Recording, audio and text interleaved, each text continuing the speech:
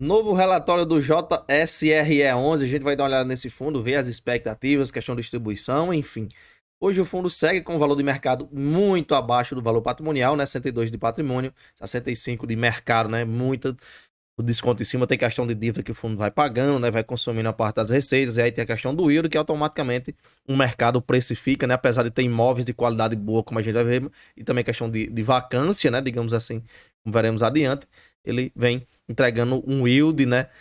Se você levar em relação ao valor patrimonial, vai dar um yield baixo, né?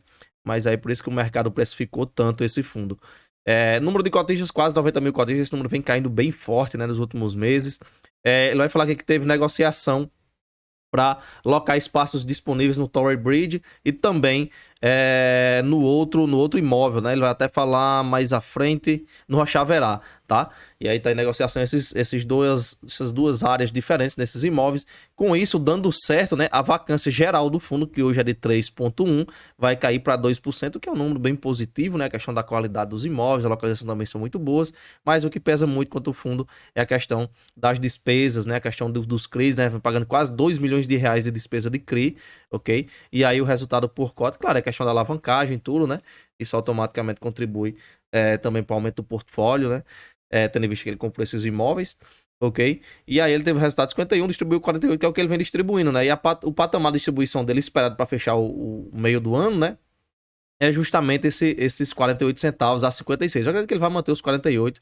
Talvez, pensando aqui, talvez um pouco mais, tendo em vista que ele pode ter reservas, né? E vocês sabem que os fundos tem que distribuir dentro do semestre 95% do lucro, tá? Então pode ser que venha uma pancada aí maior nas distribuições, tendo em vista esse acumulado, porque a gente viu que há vários meses ele vem tendo reserva, tá? Então pode ser que ele não tenha distribuído os 95 e nesse último aqui ele tenha que distribuir os 95, então seja os 48 mais um excedente do que ele vem guardando, né? Que complete os pelo menos 95% de distribuição obrigatória.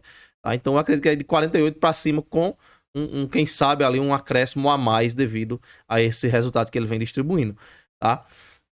Aqui de maio, né, DRE 51 de resultado, distribuiu 48, é meio que o recorrente do fundo, né, esse resultado aí na casa dos 50 centavos por cota, e ele vem distribuindo os 48, né, eu acredito que ele vai manter isso aí até o final do ano, ok? Aqui um pouco da composição da DRE, né? Só mostrando que foi a despesa da dívida, né? Dos CRIs, a questão de taxas de administração e tal, né? De onde é que vê os rendimentos e tal. A parcela de FIIs não tem nada de fundo imobiliário, beleza? E aqui a gente dá uma olhada rápida aqui no portfólio dele, aliás, no portfólio não, na cota do mercado dele, 63, tá? E aqui de fundo imobiliário, apesar de aquele estar zerado de rendimento de fundo imobiliário, ele tem uma leve posição, como a gente vê nesses fundos, né? Juntando tudo aqui, mal vai dar 1%, tá? Apesar de que esse rendimento dos FIIs aqui, que eu falei, né? Tem zero aqui de rendimento. Mas de fundo imobiliário ele tem umas leves posições, são HGPO, DGA 11, o BLMO, né? Alguns fundos aí em carteira, tá? Aqui a composição do que ele vem distribuindo, né? Aliás, o rendimento e o resultado por cota que ele vem distribuindo mês a mês, né? O que foi, a gente vê que desde pegar aqui de 2025 todo, ele vem tendo na casa dos 50 centavos, né? 52 centavos de resultado, tá? De 51, 52 e todo mês ele vem distribuindo 48. Então pode ter uma margem aqui que ele tem aqui obrigatoriamente distribuir. E aí, quem sabe, subir esses 48 nesse próximo anúncio. Aqui o questão de retorno, né? Pegando mês a mês, foi que o fundo teve resultado, a liquidez também. Tem 90 mil cotistas, então a liquidez aqui já é esperada, né? Quase 2 milhões de reais negociados por dia. E o número de cotistas a gente pegar, olha só o quanto de cotista ele perdeu, né? No último ano. Chegou de 104, né, caindo para 90 mil cotistas, então a gente tem uma defasagem aí de aproximadamente aí 15 mil cotistas, né? Vazando do fundo. Tem essa questão do yield, né? A questão do retorno. No final do ano ali, muita gente vendeu cota de tudo que era fundo e saiu caindo a cota. Muita gente se desesperou e saiu vendendo mais ainda. A liquidez diária a gente vê batendo 1,8. Aqui a composição do patrimônio dele a gente vê, né? 104 aqui tem a questão da alavancagem e tal. Ok? Os fundos que ele tem, ó, batendo 1,1% aqui de posição, tá? O caixa dele e tal.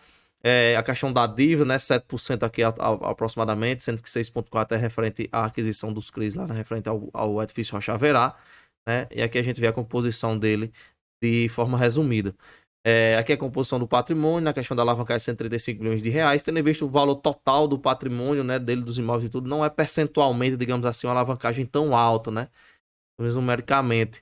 Tá? Mas aí impacta essa questão da distribuição, né? E automaticamente o mercado vai precificando em busca ali de um yield que compense o investimento, né?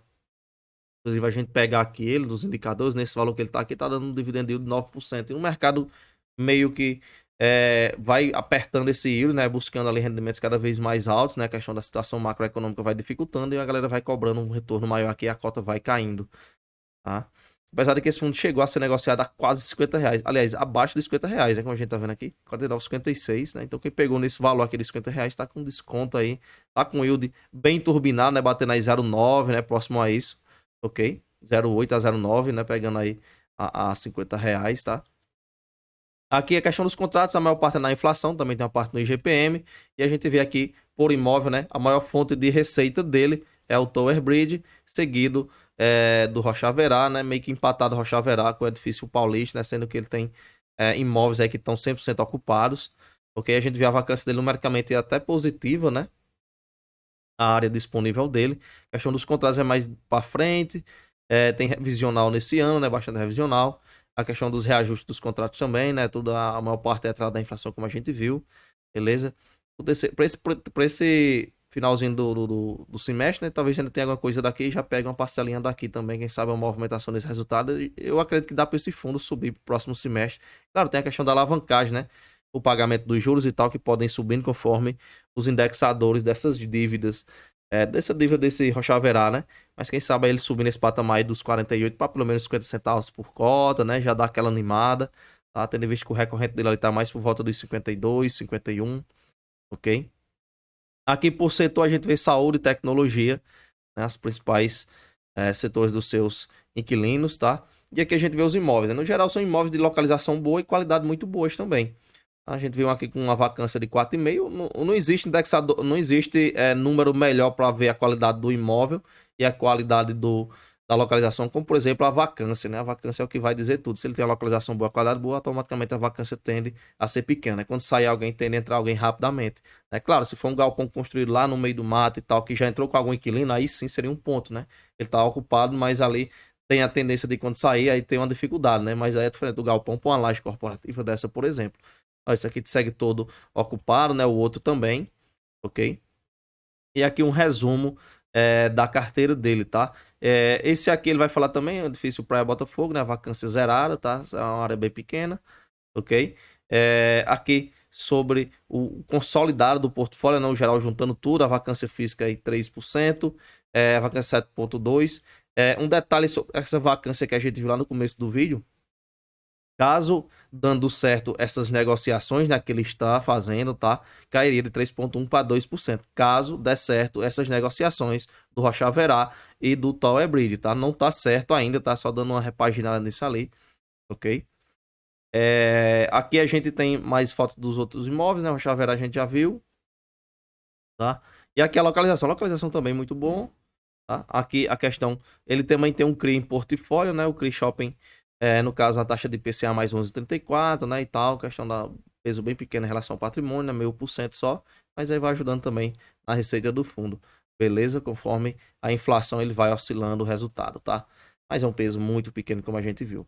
Beleza? No mais é isso, a gente segue acompanhando. Vou deixar um convite aí ao CC membro, vai estar embaixo do vídeo aí, R$ 4,99 só, você vai ter acesso a conteúdos exclusivos, vídeos antecipados. No geral, o fundo tem um posicionamento bem interessante, mas a questão do yield peca faz com que a cota, né, dê aquela segurada, né? Muita gente ali acaba segurando porque vê muita questão do resultado, claro, né?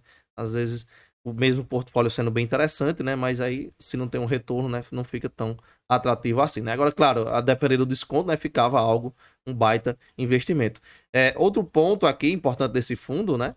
Não é mencionado a questão da alavancagem, né? Ele poderia falar mais sobre a alavancagem, né? A questão do prazo para essa dívida, né? Como é que vai ficar esses pagamentos, né? A gente já entra aqui no final, ó, não tem nada sobre isso, né? Mostrar um prazo de amortização, né? Se tem questão de amortização, se é só juros, quando é que vai, né? Aquele gráficozinho que a gente vê. Mas ninguém se pega de surpresa, né? Tá esperando 50 centavos de rendimento, começar a diminuir essa distribuição porque a dívida aumentou, porque chegou a um período de alguma movimentação e tal, né? Mas enfim, deixa pelo menos bastante a desejar, porque poderia ter mais informações a respeito da alavancagem, né? O que acaba sendo como meio que um ponto de interrogação no fundo. Beleza? A gente se vê no próximo vídeo e valeu!